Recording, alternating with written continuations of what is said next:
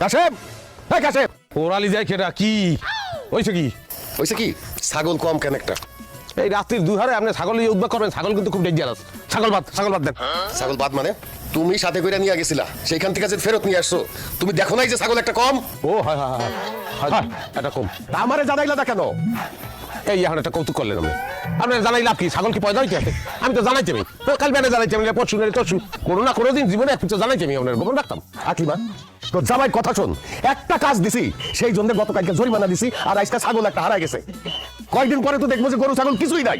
যদি বলি তাহলে তো আপনি আবার মাইন্ড করবেন না। আপনি মানুষের লোকে যে আচরণ, বিশেষ করে ফ্যামিলির লোকের লগে এই আচার আচরণ আমরা মানুষদেরকে সহ্য করি, কিন্তু ছাগল একটা বোমা প্রাণী, সে সহ্য করবে কা?